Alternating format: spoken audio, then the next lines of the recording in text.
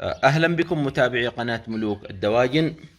آه، ماذا يأكل البط الصغير بعمر يوم بعد الخروج من البيضة؟ طبعا بعمر يوم ممكن أن نقدم بعض الوجبات التي تكون مفيدة للبط الصغير، البط الذي يكون بعمر يوم. من أهم الوجبات هي الماء المخلوط بالسكر. طبعا عندنا الماء المخلوط بالسكر وجبة مهمة جدا للبط الصغير بعد الخروج من البيضة. هذه أهم وجبة نقدمها. أولا نقدمها للبط، يعني قبل الأكل نقدم الماء مع السكر، ضروري جدا لأي بطة تخرج من البيضة يعني بعمر أيام.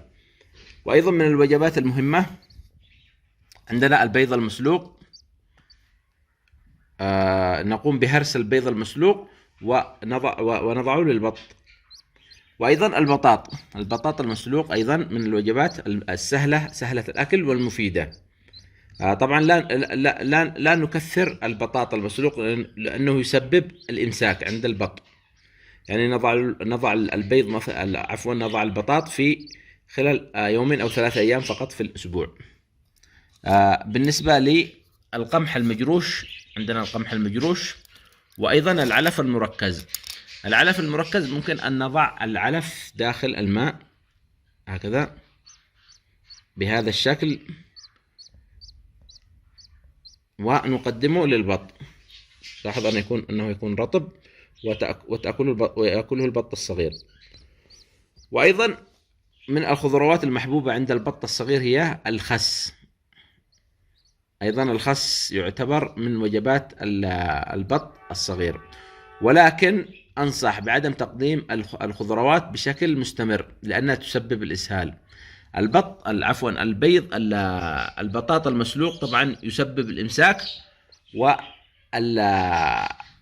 والخضروات تسبب الإسهال، فيجب أن نضع الخضروات خلال فترة يومين أو 3 أيام في الأسبوع. وأيضا البطاط المسلوق خلال يومين أو 3 أيام في الأسبوع. أما البيض لا يوجد أي مشكلة، البيض مفيد جدا، يحتوي على البروتينات التي تساعد على نمو جسم البطة الصغيرة.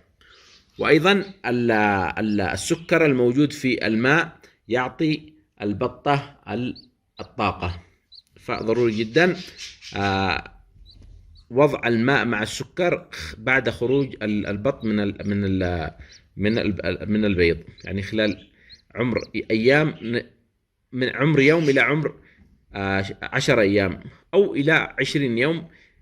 نضع الماء مع السكر للبط الصغير لأنه يعطي البط الطاقة.